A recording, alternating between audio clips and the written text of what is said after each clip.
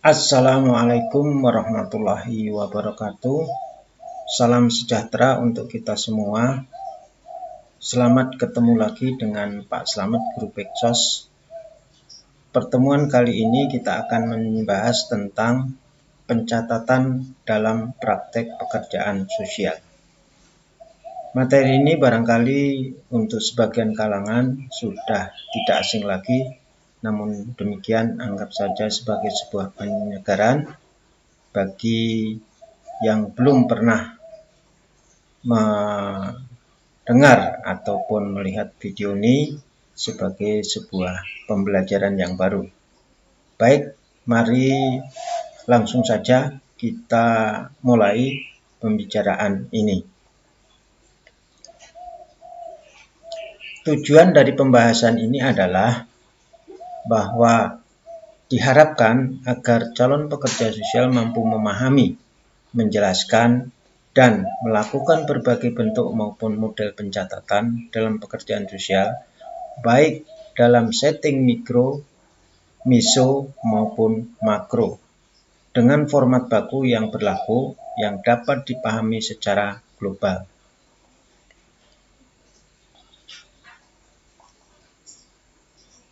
Kedudukan pencatatan dalam praktek pekerjaan sosial yang pertama, bahwa pencatatan merupakan alat penting dalam pekerjaan sosial sebagai laporan tentang berbagai kegiatan yang telah dilakukan sehubungan dengan intervensi yang dilakukan terhadap kliennya. Yang kedua, pencatatan harus selalu dibuat karena kita tahu bahwa mungkin pekerja sosial dalam mengingat atau menyimpan informasi mengenai klien. Yang ketiga, bahwa pencatatan itu diperlukan kemahiran penguasaan teknik pencatatan.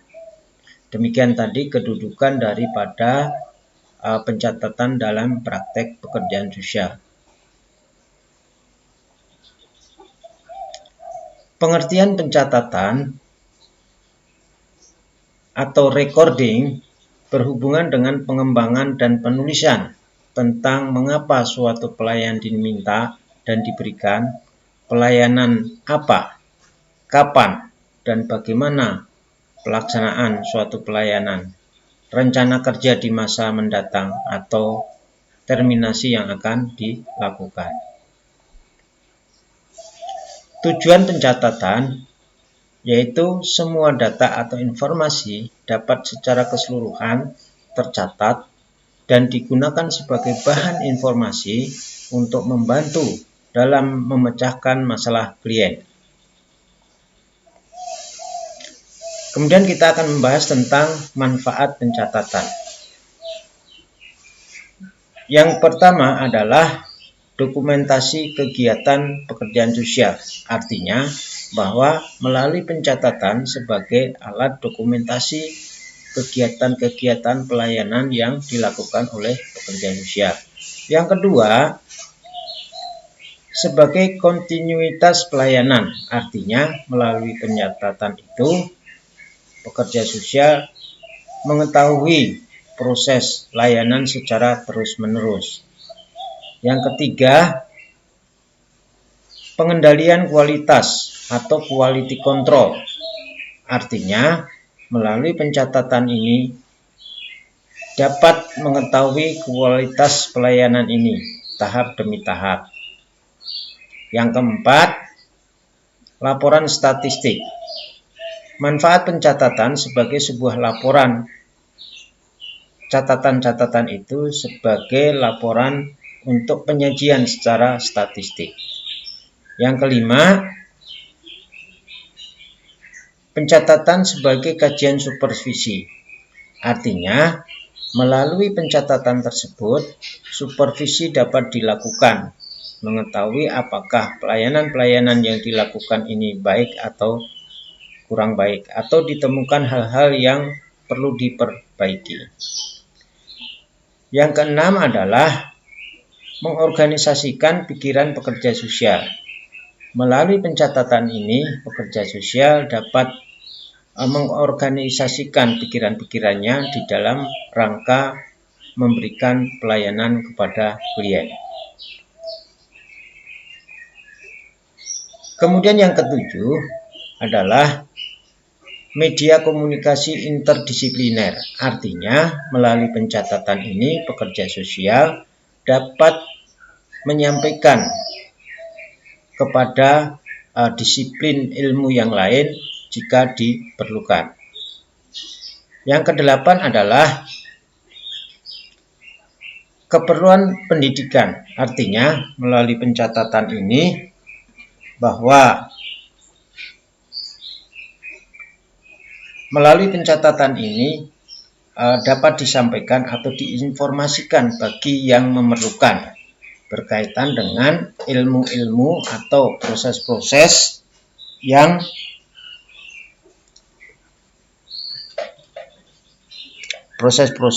diperlukan. Jadi saya ulang kembali bahwa yang ke-8 adalah pencatatan sebagai keperluan pendidikan. Artinya pencatatan itu bisa dilakukan untuk memberikan informasi atau pengetahuan kepada pihak-pihak yang memerlukan.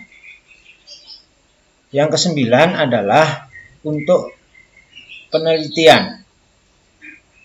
Artinya melalui pencatatan ini data-data untuk penelitian sebagai bahan-bahan informasi dalam rangka penelitian. Yang ke-10 adalah pertahanan lembaga dalam tindakan hukum. Artinya, ketika lembaga itu ada kaitannya dengan hukum, maka lembaga telah memiliki catatan-catatan atau bukti-bukti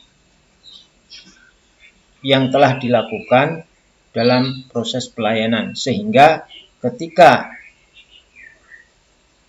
ada kaitannya dengan hukum, lembaga telah memiliki catatan-catatan atau bukti-bukti.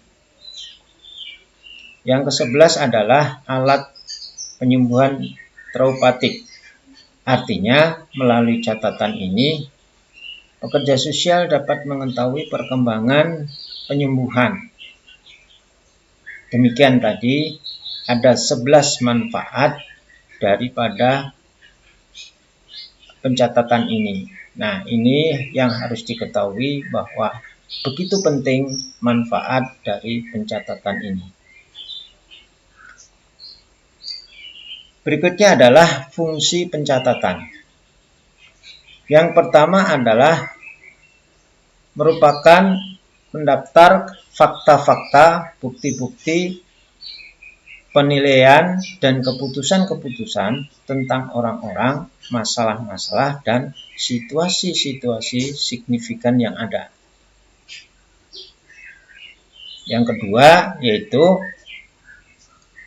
menguraikan dan menjelaskan tindakan-tindakan pertolongan tertentu yang dilakukan oleh pekerja sosial.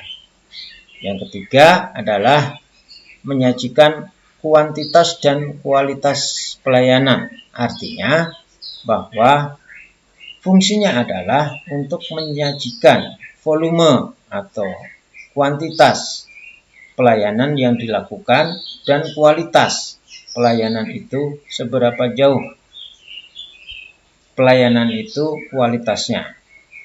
Sehingga di sini pekerja sosial dapat menyampaikan, menganalisis bagaimana kualitas pelayanan itu.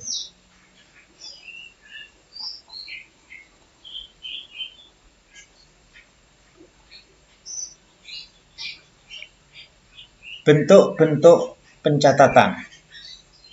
Yang pertama adalah bentuk pelayanan proses. Dalam pelayanan proses ini, pencatatan proses adalah pencatatan yang sangat rinci dan mendetail pada saat interview. Segala sesuatu yang terjadi dalam sebuah interview dicatat dengan menggunakan gaya Ya, saya mengatakan, kemudian dia mengatakan, atau setiap klien, apa yang disampaikan oleh klien itu dicatat dan apa yang dijawab oleh pekerja sosial juga dicatat. Yang kedua adalah catatan ringkas. Pencatatan ringkas berisi ringkasan atau kesimpulan dari hasil analisis. Misalnya, pencatatan kemajuan klien, ringkasan periodik, laporan intake, atau laporan rujukan. Yang berikutnya adalah pencatatan khusus. Pencatatan khusus bisa dilakukan dengan komputer, misalnya pencatatan di rumah sakit, kode sheet, opening sheet, transfer and closing sheet, daily work sheet, dan multi sheet. Nah, yang paling penting di dalam pencatatan pekerjaan sosial adalah problem oriented recording. Nah, sebelum kita membahas problem oriented recording, kita akan berikan dulu yaitu contoh tentang pencatatan proses. Nah, contoh ini pertama, kop lembaga. Kemudian ada nama pekerja sosial, ada nama klien, hari dan tanggal kegiatan itu, kemudian nomor klien kalau klien itu diberi nomor, kemudian pencatatan yang keberapa. Artinya kegiatan pencatatan ini yang keberapa. Kemudian kode tertentu. Kode tertentu ini maksudnya adalah di dalam administrasi ada kode-kode tertentu yang dicantumkan. Nah, kemudian di dalam isi itu ada nomor pertama, yang kedua, kolom kedua adalah deskripsi kata demi kata yang diucapkan oleh klien dan pekerja sosial saat melakukan interview. Kolom yang berikutnya adalah deskripsi setiap tindakan nonverbal saat interview. Artinya bahwa kegiatan-kegiatan yang dilakukan oleh klien yang sifatnya nonverbal itu juga harus dideskripsikan. Misalnya, klien menganggukkan kepala, kemudian klien mengangkat bahu, klien mengepalkan tangan. Nah, ini adalah contoh-contoh dari kegiatan nonverbal saat interview, itu juga harus dideskripsikan. Kemudian yang berikutnya adalah kolom berikutnya, reaksi pekerja sosial terhadap apa yang terjadi di saat interview itu, suasananya. Nah, pekerja sosial bagaimana mereaksi apa yang dilakukan oleh klien itu. Kemudian kolom berikutnya yaitu analisis pekerja sosial terhadap situasi yang terjadi saat interview itu. Ya, jadi proses dari setiap phase atau setiap tahap itu harus dianalisis di dalam kegiatan itu. Nah, inilah contoh format pencatatan proses. Kemudian kita beri contoh juga ringkasan format pencatatan ringkasan. Artinya di sini formatnya contohnya seperti ini. Mungkin ada contoh lain di tempat lain. Nah, yang pertama sama dengan contoh yang sebelumnya, yaitu terdiri dari kop lembaga, kalau itu dalam lembaga atau organisasi, kemudian nama pekerja sosial, nama klien, hari dan tanggal, kemudian nomor klien, pencatatan ringkas yang keberapa, kode tertentu. Nah, kemudian isi. Nah, isi ringkasan itu sendiri kemudian ditandatangan pekerja sosial dalam hal ini yang melakukan pencatatan. Berikutnya adalah apa itu yang disebut dengan POR, Problem Oriented Recording. Problem Oriented Recording terdiri dari subjek data, yaitu uraian tentang data subjektif, misalnya persepsi klien tentang masalahnya. Yang kedua, objektif data, yaitu uraian tentang fakta objektif dan hasil pengamatan ahli. Yang berikutnya adalah asesmen, yaitu analisis terhadap data subjektif dan data objektif. Selanjutnya adalah uraian atau plan, uraian tentang rencana pelayanan atau rencana penyembuhan yang akan dilakukan.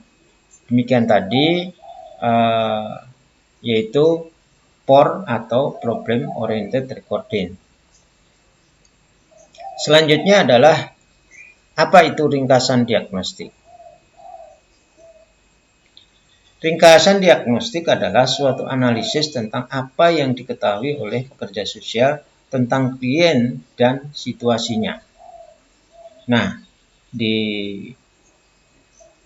ringkasan diagnostik ini pekerja sosial harus menggunakan waktu khusus untuk memikirkan kliennya sebelum mulai menulis sebuah laporan barangkali. Nah, kemudian apa saja yang ada di dalam ringkasan diagnostik itu? Ringkasan diagnostik terdiri dari satu adalah masalah dan kebutuhan menurut klien. Yang kedua, masalah dan kebutuhan menurut pekerja sosial. Yang ketiga, perasaan klien terhadap situasinya.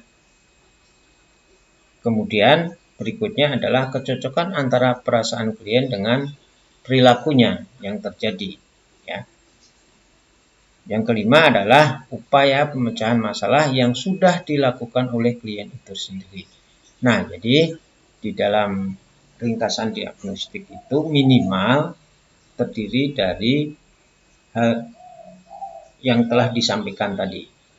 Demikianlah ringkasan diagnostik. Selanjutnya adalah bagaimana melakukan praktek pencatatan.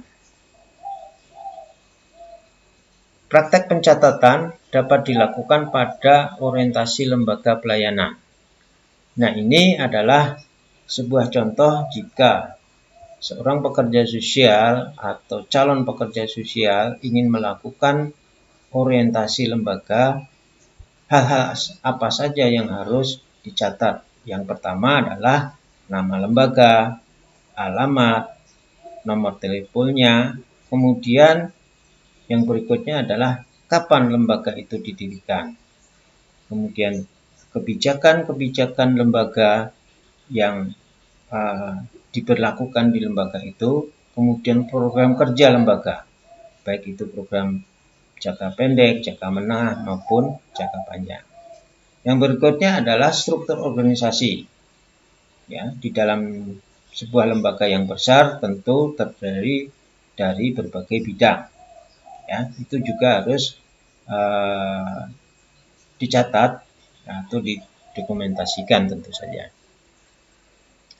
Kemudian di dalam orientasi lembaga itu juga prosedur pelayanan, ya, atau proses pelayanan, cara pemberian pelayanan, waktu atau metode pelayanan yang diberlakukan di lembaga tersebut atau yang disebut dengan SOP, ya, itu juga harus dicatat.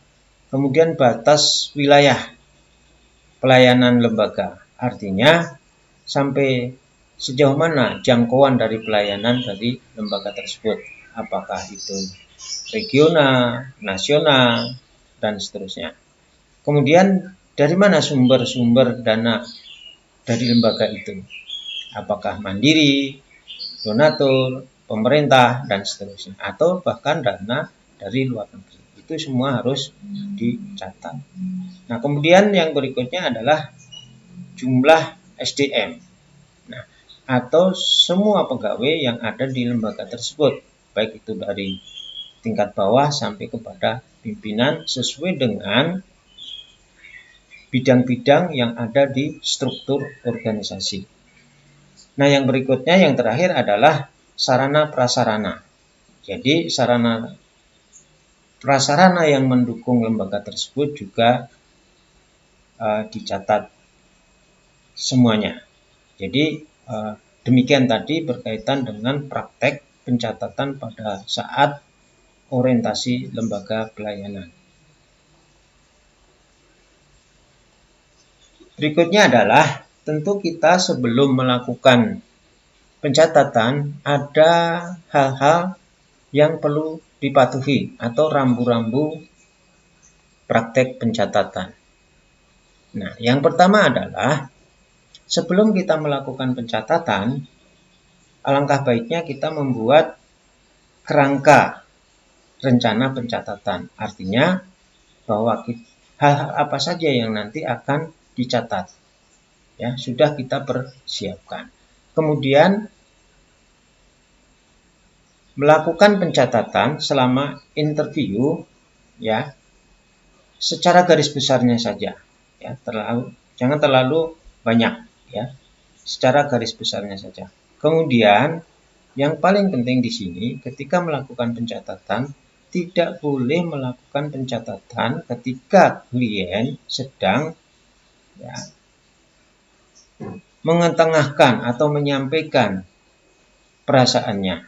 Nah, jadi ini perlu mendapatkan perhatian dari para calon pekerja sosial atau pekerja sosial.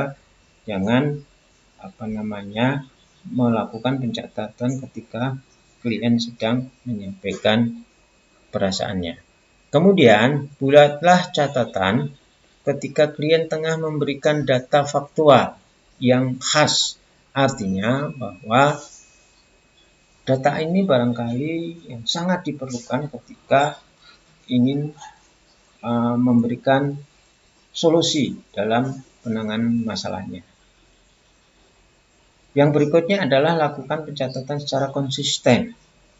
Artinya pencatatan dilakukan secara terus-menerus, jangan meloncat-loncat dan berurutan. Oke, demikian tadi pembicaraan kita tentang